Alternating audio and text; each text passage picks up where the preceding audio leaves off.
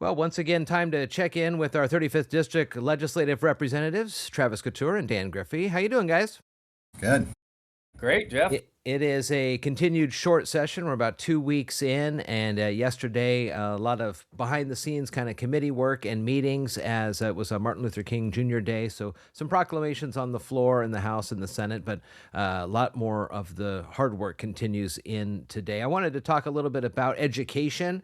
It's the 20th. Ballots are going out across Mason County and the 35th for many schools for levies. I think Mason County has 5 or something like that in their upcoming election through the month. We've talked a lot about education, Travis. It's something that you really are passionate about. And talk to me a little bit about how you work with the legislators to kind of help them understand, I guess, kind of the rural nature of the 35th when it comes to education and choice and all things like that. Yeah. One of the first things to realize is that, you know, we've never spent more money in the K 12 system than we have right now in the state of Washington. As a matter of fact, it's 3 times that of inflation. We're spending well over $20,000 per pupil. But despite this record historic investment by the state of Washington into K 12, what we see on the ground floor level is many of our school districts are going broke. So you kind of scratch your head and think, why is this happening? Where's the money going? How is it getting intercepted? Well, there's a lot of different reasons, and what I tell people is that K 12 funding in the law is one of the most complicated funding mechanisms that we have here in Olympia. There's prototypical school models, there's all sorts of funding formulas and all sorts of things. It's not easy to change, it's not easy to reform. But we have this problem. We have school districts like Shelton, for example, in binding conditions, which means that, well, you're in debt. And obviously, it's unacceptable to, have our schools basically on threat of closing down. That can't happen, especially to one of our bigger school districts in our county and in our district, right? And so there needs to be a lot of thoughtful work behind, how do we make K-12 funding work not just for teachers, but for schools, right? And for families and students. But I don't know if there's going to be a substantial kind of reform idea happening in such a short session. I think that there's a lot of legislators, both sides, Democrat and Republican, really trying to dig deep into the system to understand, how do we save our schools from some of this stuff? Some people might point at individual school districts. Maybe some are better or worse fiduciaries of the money that they receive. But we've had these problems, like one-time ESSER COVID funds used for permanent staff and structure. And then on top of that, we have a lot of unfunded mandates coming down from the state, and then whatever the cost of living here is in Washington, gas, groceries, rent, these are all things schools have to buy as well, so they are also subject to those high costs. And so the schools are continuously coming back to the legislature. We need more, we need more, we need more to cover some of the things that you're making us do, some of the things that you've made us do but haven't funded, or some of just the general cost of living here in this state. So there's a lot that needs to be fixed. And if you're a school like in Shelton, for example, who you need a levy in order to pull yourself out of the hole, right? And then also you're in a hole, so there's some voters who don't really trust you if they give you more money. So there's a catch-22 there, and I understand both sides of that argument, and I can't weigh into an ongoing campaign. That would be unethical for me to do, and for Dan as well. But one of the most nefarious things that happened last session, Jeff, was LEA, Local Effort Assistance. This is levy equalization for districts like ours, rural districts with rural schools. We have lower property values. And what the legislature did last session is basically what I call a reverse Robin Hood. They took from the poor school districts to give it to the rich, the money to the rich school districts. So if you're in Mercer Island in Seattle, you've got this big windfall. You can just barely do anything and receive tons and tons of levy funds. But the McCleary decision back in the day, which was supposed to equalize the use of levies and that inequality between poor and rich, property rich school districts, right?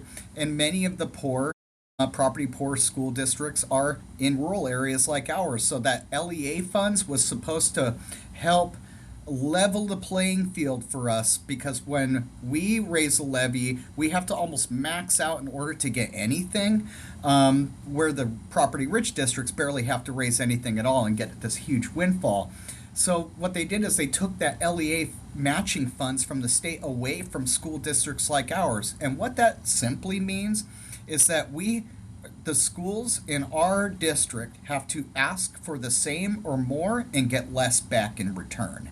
And that ultimately harms our kids' opportunities as far as enrichment. And one other thing I'll say, maybe this is a little bit more uncomfortable. I think it's got to be said though.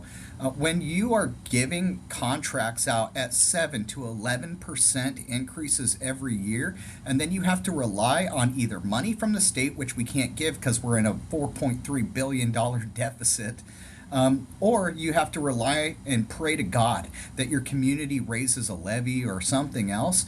That's a bad financial position to be in. But many of the schools feel like we have to sign on to these, really great, big, huge contracts that you would never, ever see in the private sector.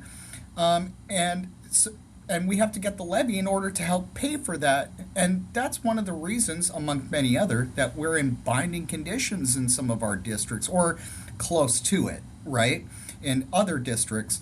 And so there needs to be some protection of schools in the system so that they're not feeling like I have to sign a contract that I know I can't pay unless I win on a levy campaign, or something else, because they're afraid that in this state that you will get a strike the first day of school, and nobody wants a strike. Parents don't want to be interrupted like that. And right now in Washington State, as of the first of the year, if you strike in Washington as a school teacher, you can get essentially paid to be on strike, unemployment. So I think this is kind of stuff going in the wrong direction, but I sense the struggle between the two sides. And what I'd say to people in the community is like there's good reasons to support, and then also good reasons to understand why people are so strapped they can't afford it, right? It's not that they hate schools or kids. They have nothing else left to give, right? And people need to put that into their head that there's people out there who are less fortunate than us, but that would be subject to some of this. And so a little bit of understanding on both sides, a little bit of understanding of what the legislature has done to put us into this position. And I think that going forward, probably into the next long session, there will be more robust talks about how we reform that system.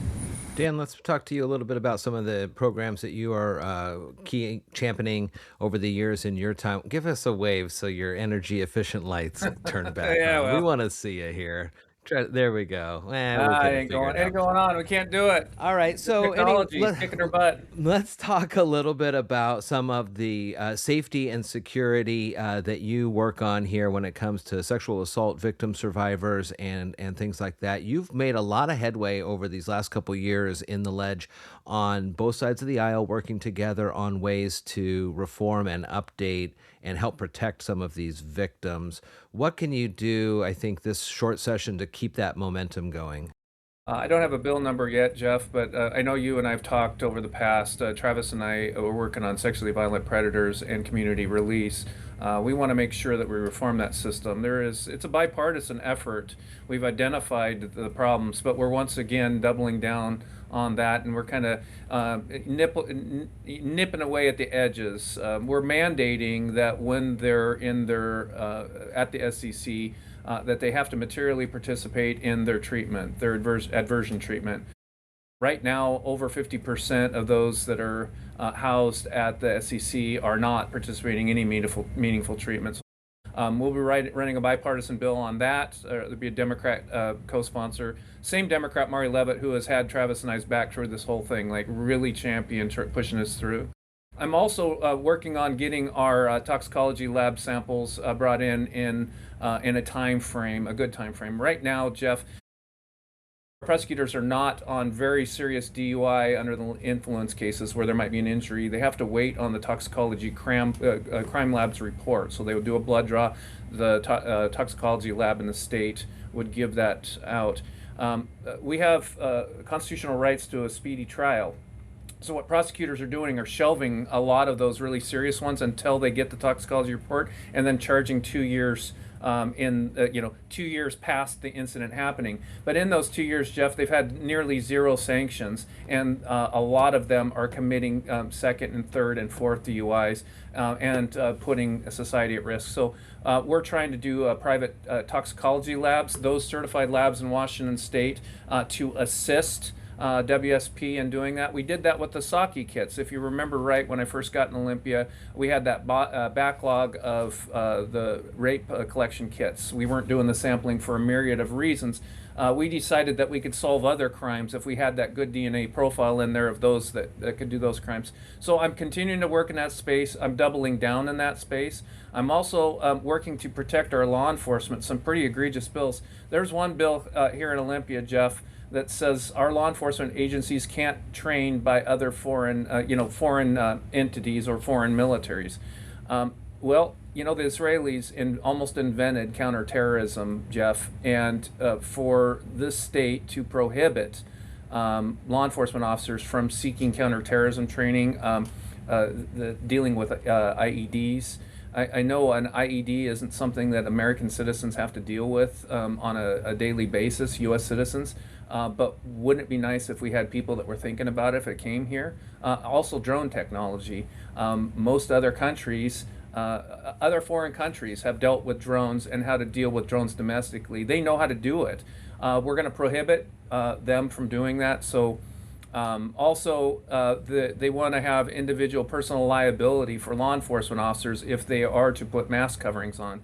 Right now in Washington State, to put a covering over a law enforcement officer's face, they have to have markings both on their front, on their rear, and their name has to be clearly established. And they can only do it in cold weather or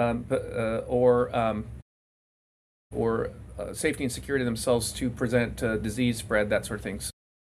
The majority party wants to establish a liability, a personal liability, so those individuals on the street could actually sue those law enforcement officers if they see them with that face piece on. So we have a lot of work to do here in Olympia, Jeff, and as always, I think the majority is going the wrong direction, and we have to make sure we keep us on the straight and narrow path. The backlog of the kits and even the training outside of the United States, it seems to me some of this is kind of, in a sense, like an outsourcing issue. Is it because of certification that the independent third-party agencies or businesses can't run these tests, or what's the holdup there on some of those? So right now, the Washington State Crime Lab is the holdup. The State Patrol runs the crime lab. The State Patrol asked for, and I sponsored a budget proviso last year to give them the money they needed to buy their equipment. They now tell us they need $3 million more, which is what happens from every state agency. You give them $14 million and they need $3 million more. What is incumbent upon me is to look at their request aggressively and see if they can pull it off with this $3 million. I believe, and look, they bought the equipment they said they were going to buy. That's good. I have to confirm that. Now, how are we going to operate this? Well, the cost of those forensic, they're not only a forensic tester, Jeff, they have to be trained to also present that evidence in a criminal court of law. So they also have to be proficient at delivery of the information, because the person who collects a sample and